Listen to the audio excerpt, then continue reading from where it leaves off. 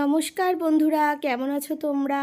বৃষ্টি ভেজা এক রবিবারের সকালে চলে এসেছি তোমাদের সঙ্গে গল্প করতে করতে রান্না করব বলে। রান্না তবে কিন্তু খুব বেশি না, বানাবো শুধু চিকেন কষা।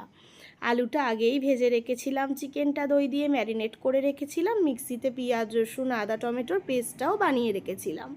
তেল গরম হয়ে গেছে, তার মধ্যে গোটা গরম মশলা আর তেজপাতা দিয়ে দিয়েছি, দিয়ে পুরো চিকেন আর আলুটা দিয়ে দিয়েছি। এবার তার মধ্যে দিয়ে দিয়েছি সমস্ত কিছু ড্রাই স্পাইসেস পরিমাণ মতন। নুনটা আগেই দিয়ে রেখেছিলাম, কারণ নুন থেকে জল বেরোলে অনেকটা সিদ্ধ হয়ে যাবে আলু আর চিকেনটা। তারপরে দিয়ে দিয়েছি হলুদ গুঁড়ো, ধনে গুঁড়ো, জিরে গুঁড়ো, একটু মিট মশলা, আর তার সঙ্গে দিয়েছি কাশ্মীরি রেড চিলি পাউডার। সব কিছু দিয়ে এবার ভালো করে এরমভাবে নাড়াচাড়া করে নেব। অনেকক্ষণ নাড়াচাড়া করে নেব যাতে মশলাটা ভালো করে মিশে যায়। নাড়াচাড়া করতে করতে এরপরে আমি গ্যাসের ফ্লেমটা কমিয়ে ঢাকা দিয়ে দেব।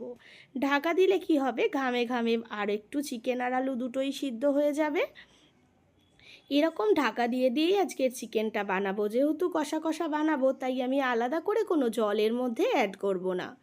একদিকে বৃষ্টি ভেজা সকাল আর একদিকে কিচেনে রান্না হচ্ছে চিকেন।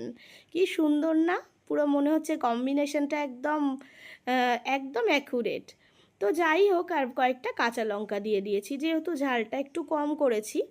এখন আমি খুলে নিয়েছি ঢাকনাটা, খুলে দেখছি পুরোটাই সেদ্ধ হয়ে গেছে চিকেন আর আলু। এবার আমি আর একটু ফুটিয়ে নেব গ্যাসের ফ্লেমটা বাড়িয়ে, যাতে ঝোলটা আর একটু কমে যায়। কোনো জল অ্যাড করিনি ঠিকই, তবে ঘামে ঘামে যেটুকু ঝোল হয়েছে, মশলা থেকে তেলটাও বেরিয়ে এসেছে, ওপর থেকে একটু গরম মশলা দিয়ে নামিয়ে নেব।